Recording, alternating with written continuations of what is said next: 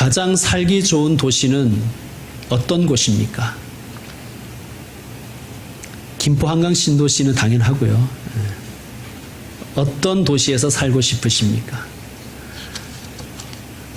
가장 살기 좋은 도시는 먼저 안전한 도시일 것입니다.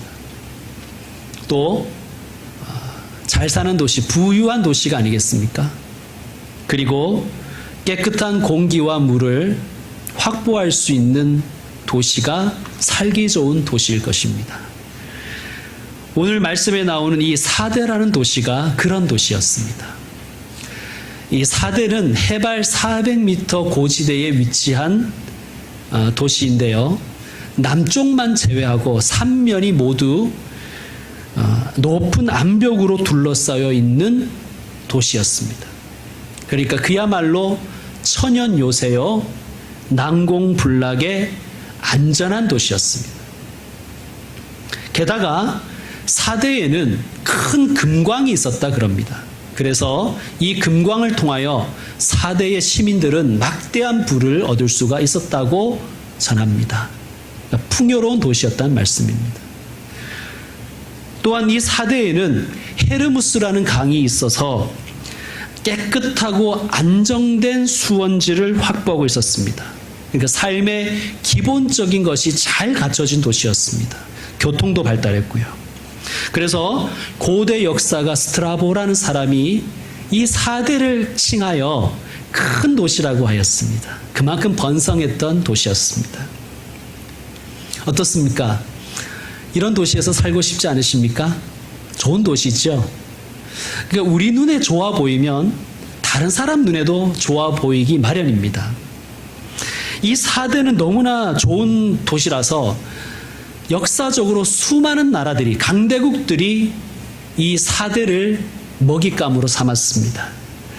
먼저는 페르시아라는 제국이, 그리고 몇백 년 후에 알렉산더의 헬라 제국이, 그리고 또 몇백 년 후에 로마 제국이 사대를 움켜쥐었습니다. 천연 요새이고 난공불락의 도시로 알려진 이 사대가 페르시아와 헬라에게 허무하게 무너졌습니다. 그 이유는 첫 번째는 페르시아의 한 병사가 기습적으로 암벽을 기어 올라서 아크로폴리스를 점령한 거예요. 그리고 사대는 무너졌습니다. 똑같은 일이 수백 년 후에 알렉산더의 군대에 의해서 사대가 무너질 때도 똑같은 일이 벌어졌습니다. 한 병사, 단 한 병사가 성을 기어 올라서 아크로폴리스를 점령하였습니다. 역사를 잊은 민족이었습니다. 역사를 잊은 시민에게 역사를 잊은 시민들은 깨어 경계하지 않았습니다. 예수님께서 오늘 사대 교회에게 이렇게 명령하셨습니다. 2절을 보시면 이렇게 명령하세요. 너는 일깨어. 너는 일깨어라. 이거예요. 영어 성경으로 읽으면 조금 더 명확합니다. Wake up. 잠에서 깨라. 이거죠. 사대의 시민들이, 사대의 시민으로서 교회를 다니는 사대 교회 교인들이 얼마나 실감이 났을까요? 너는 깨어라.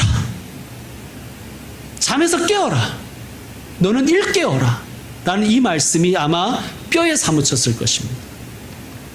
3절 중반에도 보시면 만일 일깨지 아니하면 이라고 되어 있습니다. If do you not wake up. 만약 네가 잠에서 깨지 않으면.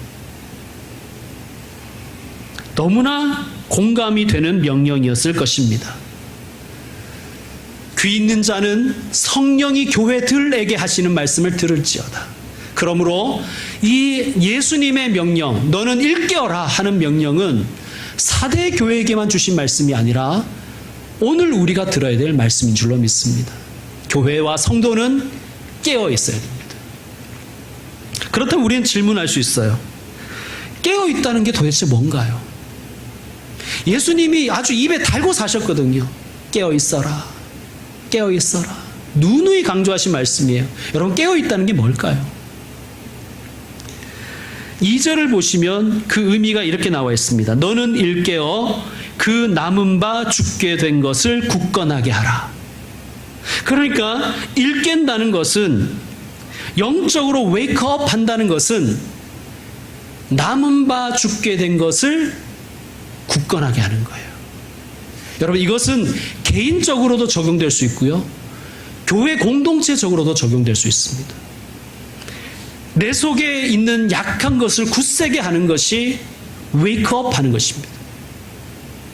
내 속에 죽어 있는 것을 다시 굳건하게 하는 것이 웨이크업, 일깨는 것입니다. 여러분, 그런 분들 되시길 바랍니다. 또한 이것은 교회에게도 주신 말씀이에요.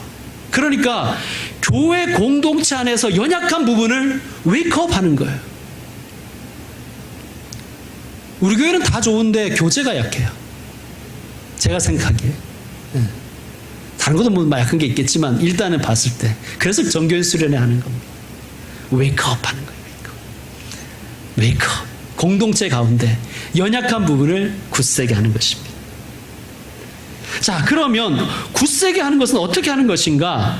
방법도 예수님이 가르쳐 주셨습니다. 3절 말씀을 보시면, 그러므로 네가 어떻게 받았으며 어떻게 들었는지 생각하고 지켜 회개하라. 이게 굳세게 하는 방법이에요. 어떻게 받았으며 어떻게 들었는지 생각하라. 기억하라는 말씀이에요. 기억하라. 그리고 지켜라. 그리고 회개하라. 개인적으로 적용할 수 있다고 그랬죠. 예수님이 이렇게 제자들에게 말씀하셨어요. 시험에 들지 않도록 깨어 기도하라. 반대로 이것을 반대로 이해하면 이렇습니다. 깨어 기도하지 않으면 시험에 든다, 약해진다, 죽는다 라는 뜻입니다. 기도도 뭘까요, 여러분? 기도도 그렇다면 기억하고 생각하고 지키고 회개하는 것이 기도겠죠. 그게 깨어있는 기도입니다. 여러분, 기도하는 사람 되십시오. 특별히 깨어 기도하는 사람이 되십시오. 생각하고 기억하고 지키고 회개하는 사람. 공동체에도 적용된다 그랬죠. 교회 공동체에도 이 굳건하게 하다라는 단어를, 헬라어 단어를 다른 성경에서는 양육하다로 사용했어요. 양육하다. 그러니까 교회 안에서 연약한 사람들을 양육하는 것이 굳건하게 하는 거예요. 기억하게 하고 생각하게 하고 지키게 하고 회개하게 하는 것이 양육하는 것입니다. 그러므로 여러분, 많은 계획이 있으실 것이고 많은 야망도 있으실 것이고 비전이 있으실 텐데, 여러분 교회 공동체 안에서 이 꿈을 한번 꾸어보시죠. 내가 양육자가 되겠다. 그것은 반드시 교사만 포함되는 건 아니겠죠. 어떠한 모양과 어떠한 방법으로든 연약한 사람을 굳건하게 해주는 역할을 내가 하겠다. 여러분, 특별히 어린이들을 위해서, 또 청소년들을 위해서, 새신자를 위해서, 또 방황하는 약해져 있는 공동체원을 위해서 양육자가 되어 주십시오. 내가 새벽을 깨우리로다. 그러한 신앙의 결단들이 여러분에게 있기를 소망합니다. 사대라는 도시는요, 신앙생활하기가 참 좋은 도시였습니다. 오늘 우리가 말씀을 읽었지만 지난 시간까지 봤던 교회들과 달리 이 교회에는 이단의 활동이 별로 심하지 않았던 것 같아요. 이단에 대한 이야기가 없잖아요. 그리고 로마 황제 숭배에 대한 강요도, 그로 인한 박해도 좀 적었던 것 같습니다. 거기에 대한 얘기도 없는 거예요. 이단과 박해에 대한 이야기가 없어요. 신앙생활하기가 괜찮았습니다. 그래서 그런지 실제로 4대 교회는 급성장한 교회였다고 합니다. 당시에 1000명이 출석하는 교회였대요. 여러분, 지금도 1000명이 출석하는 교회는 큰 교회죠. 우리가 워낙 배포가 커서 보통 10,000명 돼야 크다고 생각해서 그렇지 1,000명만 돼도 큰 교회입니다. 아니 100명만 돼도 큰 교회 아닙니까? 여러분 워낙 배포들이 크시니까 웬만해서는 이제 큰 교회를 안 그러시겠지만 사대 교회는 엄청나게 큰 교회였습니다. 자, 그런데 예수님이 이 큰 교회를 향하여 뭐라고 말씀하십니까? 1절 후반부에 보시면 내가 살았다 하는 이름은 가졌으나 죽은 자로다. 여러분 이것보다 더 무서운 말씀이 어디 있습니까? 너 세상에 명성은 있는데 죽었구나. 너무 슬픈 말씀이잖아요. 박해와 이단보다 더 무서운 것은 아무 일도 일어나지 않는 교회예요. 그럼 왜 아무 일도 일어나지 않을까요? 사탄과 마귀는 죽은 교회에게는 관심이 없기 때문입니다. 아, 우리 교회는 아무 일도 없어. 좋아가 아니라 우리 교회는 어쩌면 사탄 마귀도 거들떠보지 않는, 쟤들은 가만히 놔둬도 죽어 라고 하는 그런 불쌍한 교회일 수도 있다는 거예요. 마치 사자가 죽은 고기에게 관심이 없듯이 사탄 마귀는 죽은 교회와 성도에게는 관심이 없습니다. 공격하지도 않습니다. 자, 우리가 그동안 살펴봤던 에베소 교회는 어떻습니까? 에베소 교회는요, 이단, 니골라 당으로 표현된 그 이단 때문에 애를 먹었습니다. 또 서모나 교회는 어땠죠? 서모나 교회는 박해 때문에 고난이 심했던 교회였습니다.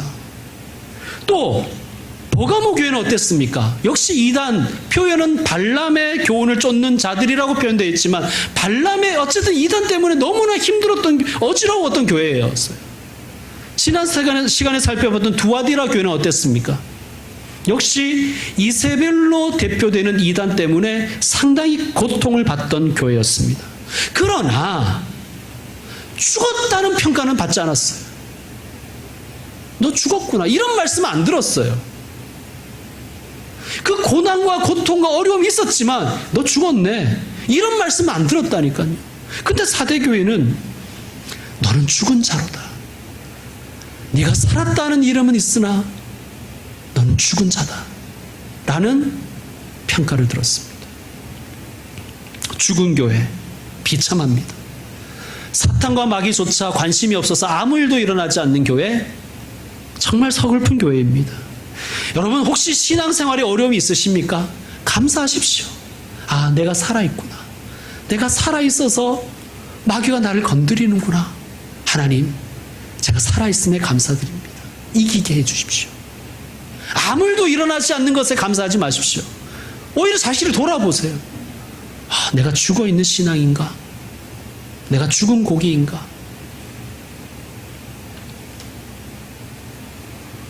사랑하는 성도 여러분, 깨어있는 신앙인이 되시길 바랍니다. 깨어있다는 것은 교회 생활을 잘하라는 뜻만은 아니에요. 그것도 포함됩니다. 교회 안에서 깨어있는 성도가 되라, 양육자가 되고 좀 좋은 교인이 되라, 기도하는 교인이 되라, 이런 의미가 있습니다. 그러나 그것만은 아니에요. 주님은 우리 교회와 성도가 역사와 시대 앞에서도 깨어있기를 원하십니다. 시대 정신, 역사 정신, 역사의식 가진 교회가 되기를 원하십니다. 기억하고 생각하고 지키고 회개하는 교회. 여러분 최근 우리나라의 상황을 사자성어로 표현한다면 사면초가일 것입니다. 일본 아베 정권의 경제 도발, 또 연이은 북한의 미사일 발사, 미국의 방위비 인상 요구와 미사일 배치 요구, 또 미국과 중국의 패권 경쟁 등으로 마치 대한제국 만렵에 동북아시아의 패권을 두고 싸웠던, 열강들이 싸웠던 그러한 형편에 지금 우리나라가 처해 있는 것 같아요. 여러분 그런데 민족과 국가가 위기에 처했을 때 가장 먼저 깨어서 나라를 각성시킨 이들이 한국교회 교인들이었어요.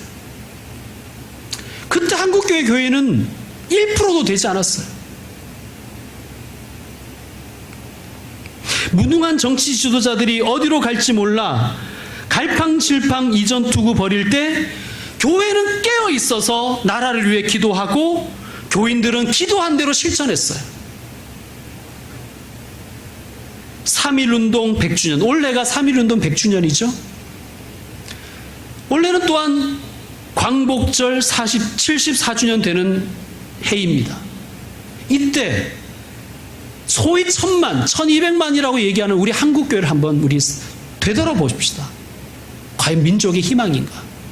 나라의 희망인가?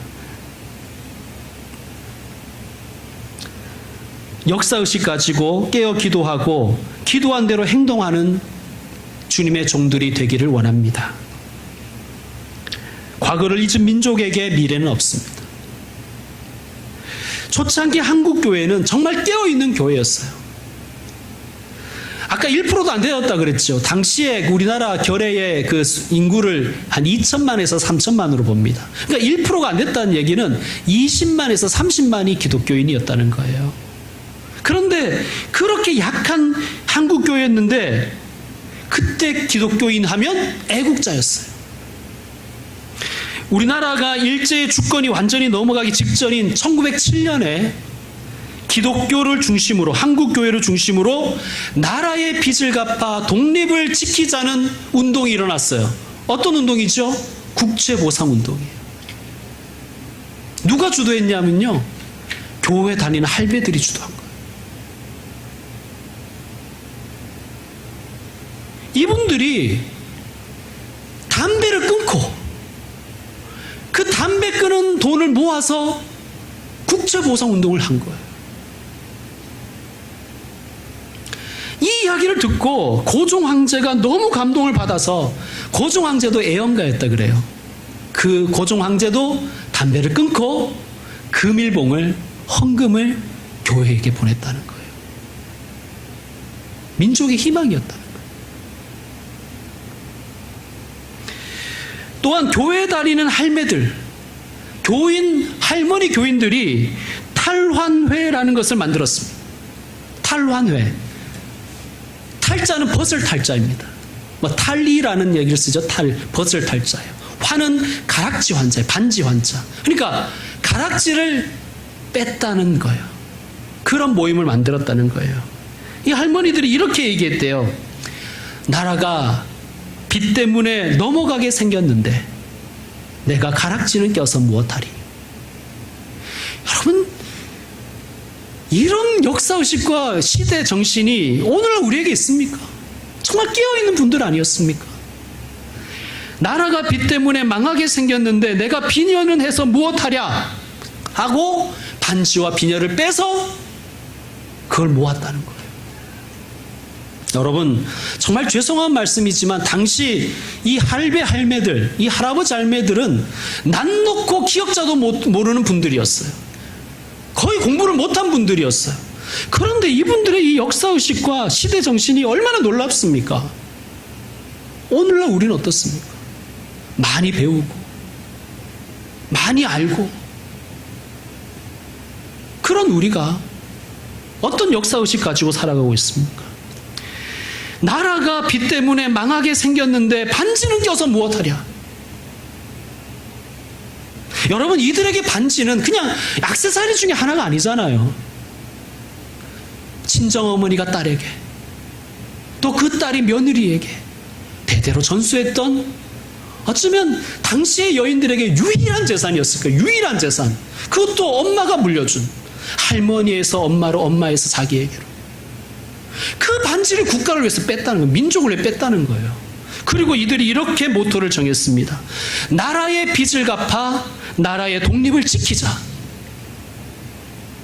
학교를 세워 나라의 인재를 키우자. 민족 회사를 세워서 민족 자본을 육성하자. 여러분, 요즘에 이런 설교 들어보셨습니까? 요즘에 그 유명한 목사들, 저를 포함, 전 유명하진 않지만 저를 포함해서 그 어떤 목사들의 설교보다 나은 말이에요, 이게. 그렇지 않습니까? 감동이 되잖아요. 저도 이 글을 읽고는 막 소름이 끼치더라고요. 감동이 오고 막 전율이 오더라고요. 이 시대의 할머니들, 기독교인 할머니들의 의식이 이 정도였구나. 나라의 빚을 갚아 나라의 독립을 지키고, 학교를 세워 민족의 인재를 양성하고, 민족회사를 지어서 민족 자본을 육성하자. 이분들은 엘리트가 아니었어요. 엘리트긴 커녕 평범 그 이하의 분들이었죠. 그러나 이분들의 역사의식은 오늘날 우리가 따라갈 수 없습니다. 시대정신. 여러분, 당시에 기독교인은 소수였지만 기독교인 하면 애국자였다고 사람들이 믿어줬다는 거예요.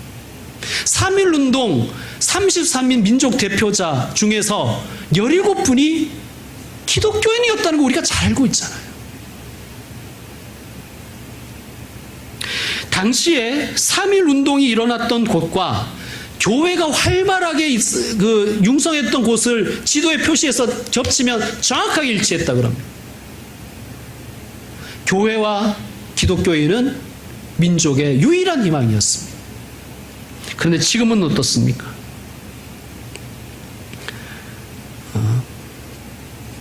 광복절날 TV에서 영화를 하더라고요. 한거 유관순. 너무 부끄러웠습니다. 너무 부끄럽더라고요. 몰랐다는 것이. 여러분, 우리는 어떻게 이 시대를 살아가면서 어떤 정신을 가지고 살아가고 있습니까? 그냥 건물 짓고, 또 교육관 짓고, 또 선교관 짓고, 맨 그것만 하잖아요. 그리고 저 스스로를 반성하는 거예요. 한국교회가 역사의식이 있습니까? 민족의식이 있습니까?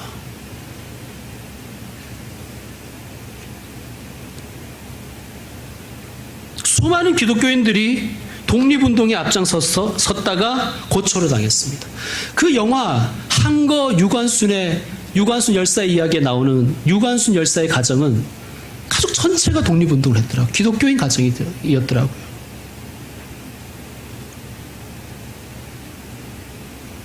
제합리 교회 교인들은 3.1운동을 했다는 이유로, 만세운동을 했다는 이유로 교회 안에서 전부 불타 죽었습니다.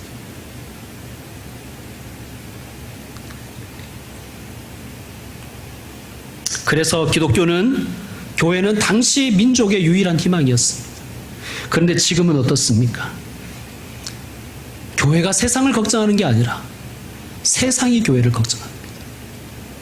민족이 희망은커녕 아무런 소망을 주지 못하고 있습니다. 교회들조차도 말이죠. 교회가 교회들에게조차 말이죠.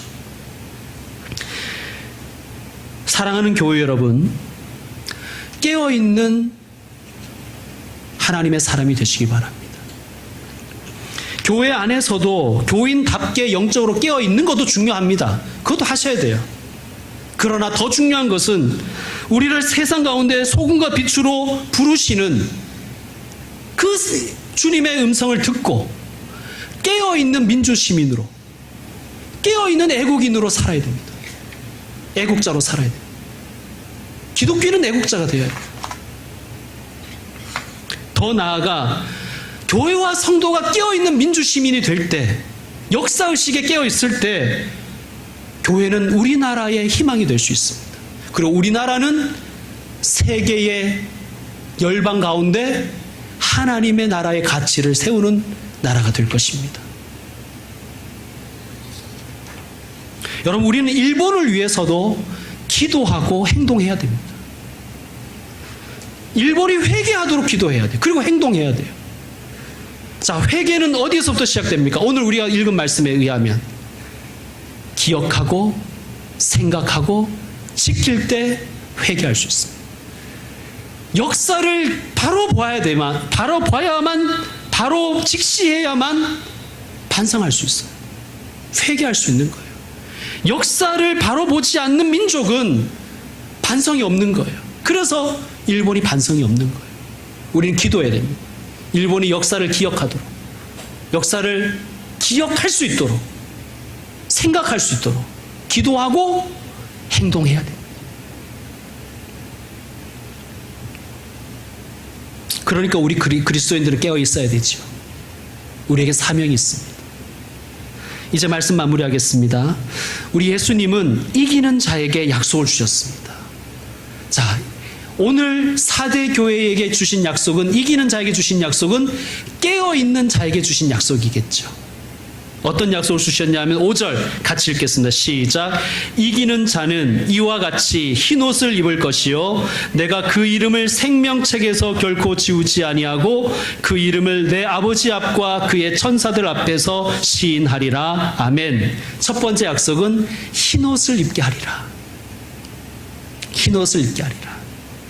흰옷을 입는다는 것은 어떤 의미일까요? 구원받기에 합당하다는 뜻입니다. 4절 끝에 보시면 이런 말씀이 있어요. 흰옷을 입고 나와 함께 다니리니 그들은 합당한 자인 영고라. 여러분, 깨어있는 교회와 깨어있는 성도가 구원받기에, 예수님과 함께 거닐기에 합당한 교회와 성도라는 말씀입니다. 두 번째 약속은 무엇입니까? 그 이름을 생명책에서 결코 지우지 아니하리라. 너의 이름이 생명책에 기록되리라. 아멘. 여러분, 생명책에 이름이 없으면 불못에 던져집니다. 여러분, 우리는 어떤 이름을 소망해야 될까요? 4대 교회처럼 네가 살았다는 이름은 가졌으나 실상은 죽은 자다 라는 이름일까요? 아니면 생명책에 기록된 이름일까요? 깨어있는 자는 그 이름이 생명책에 기록되고 지워지지 않습니다. 예수님께서 이렇게 말씀하셨습니다. 그 이름을 내 아버지 앞과 그의 천사들 앞에서 시인하리라. 혹 세상에서는 인정받지 못할지라도 깨어있는 교회와 성도는 하나님이 인정해 주신다. 하나님과 하나님의 사자들 앞에서 예수님이 인정해 주신다는 거예요. 여러분, 이거면 되잖아요. 세상의 명성을 추구하지 말고 생명책에 있는 이름을 구하며 살아갔으면 좋겠습니다. 예수님 또 이렇게 말씀하셨어요. 누가복음 10장 20절에서 너희의 이름이 하늘에 기록된 것으로 기뻐하라. 여러분, 우리의 이름이, 우리 교회의 이름뿐만 아니라 우리 여러분 한 분 한 분의 이름이 하늘나라 생명책에 기록된 것을 기뻐하라는 거예요. 깨어있는 사람, 깨어있는 교회, 하나님이 그 이름을 생명책에 기록하시고 지우지 않는다고 약속하셨습니다. 기도하겠습니다. 하나님 아버지, 흰옷 입고 천국에서 예수님과 함께 거닐며 교제 나누는 삶을 간절히 소망합니다.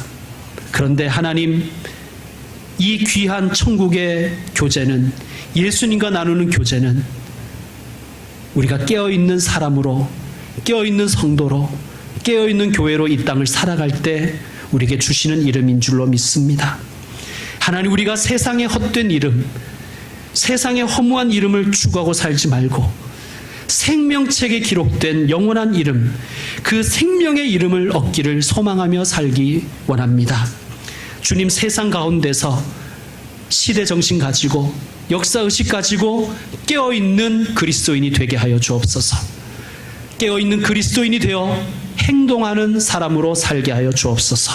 그래서 천국에서 하나님 앞과 그의 천사 앞에서 예수님이 시인해 주시는 이름으로 살게 하여 주옵소서.